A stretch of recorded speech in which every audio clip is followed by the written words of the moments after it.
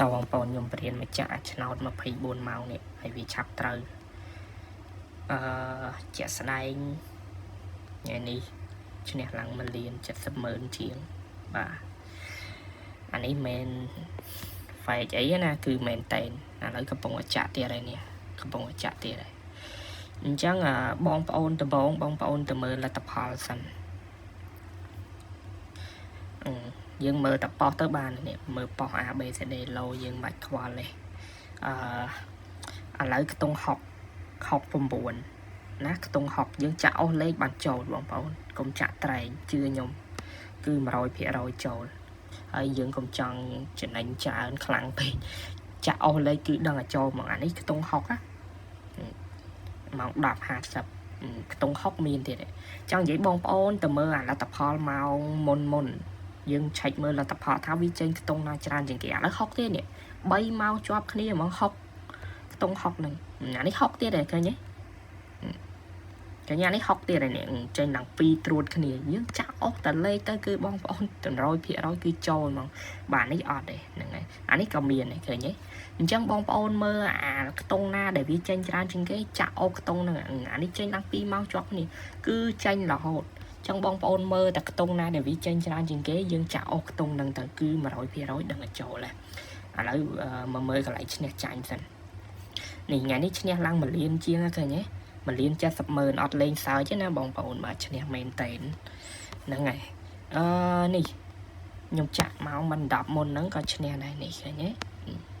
នេះ65 66ឃើញចាក់អូគឺឈ្នះហ្មងគឺចូលហ្មងអានេះទៀតដែរចាញ់ទេ35 36ចាក់ហើយទៅចាក់បងប្អូនមើលទៅខ្ទង់ឲ្យចាក់តាមហ្នឹងអាចាញ់នេះយើងមិនបាច់និយាយយើងចាក់រីលេខវាមានចាញ់មានឈ្នះនៅក្នុងហ្នឹងហើយប៉ុន្តែគឺដឹងតែចូលហ្មងឃើញទេបងប្អូនមិនបាច់ចាំទៅលេងឆ្នោតអីផ្សេងទេគឺចាក់តានេះចាក់អស់លេខហើយបើយើងចង់ចាក់ពេលយប់យើងភាគច្រើនលទ្ធផលពេលយប់ពេលខ្លះវាចេញផ្ទួនគ្នាអញ្ចឹងណាហ្នឹងហើយអញ្ចឹងយើងចាក់ពេលយប់ទៅគឺងាយឈ្នះហ្មងអាហ្នឹងខ្ញុំប្រាប់ក្បួនរបៀបក្នុងការលេងហើយលទ្ធផលវាអត់មានគេចុចមានអីគឺវារត់អូតូម៉ាទិកចឹងហ្មងបងប្អូន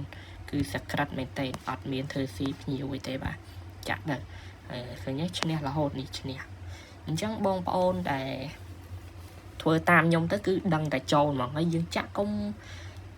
ស្ដាយលុយចង់និយាយមិនឲ្យបងប្អូនចាក់តអស់អាលីងថាយើងចាក់មកល្មមអញ្ចឹងយើងមាន 10,000 នេះយើងវិនិយោគទៅគឺដឹងតែបានមកវិញអានេះគឺមិននិយាយចាញ់ទេបងប្អូនឲ្យតែយើងដឹងក្បួនវាលេងហើយក្បួនវាលេងយើងមើលលទ្ធផលដូចខ្ញុំបញ្ជាក់អញ្ចឹងហ្នឹងហើយលទ្ធផល